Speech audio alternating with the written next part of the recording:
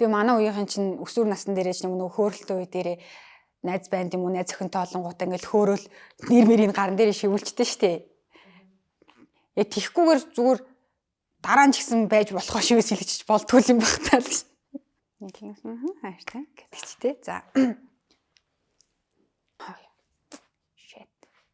Сайн бацгаана уу? Шинэ 7 хоногийн мэнд Марлаа байна. За, энэ 7 хоног өсвөр үеийнхэндээ зориулаад шивээсийн талаар хэд хэдэн мэдээлэл хүргэнэ. За, сүүлийн үед манай өсвөр үеийнхний дунд шивээс хэлэх нь илүү түгээмэл болсон. Яг шивээсээр өөрийнхөө мэдрэмж, өөрийнхөө дурсамж, тэгээд стил имижээ илүү тодорхойлдог болсон.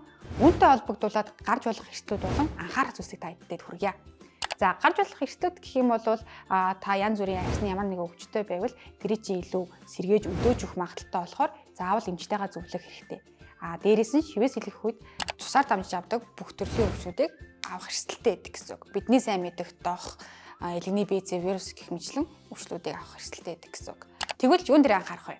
За, нэгдүгээр хэлэх газраа маш сайн сонгох хэрэгтэй. Хэлж байгаа газар чинь хэр ариун цэврээс агсан байна, дандаа нэг удаагийн хэрэгслүүд ашиглаж гинүү гэдгийг шалгах хэрэгтэй гэсэн үг. Хоёрдугаарт хийж байгаа хүн маш чухал. Тэр хүний уур чадвараас нь бас их зүйл хамаардаг. Тийм болохоор хэлэх газар болон хүнээ маш сайн судлаж сонгох хэрэгтэй гэсэн үг. Мөн гэрийн нөхцөлд таны хүмүүсээрээ ч юм уу найз нөхдөөрөө шивээс хэлэх нь зөв сонголт биш шүү. Юу нэлээд эрсдэлтэй гэсэн үг.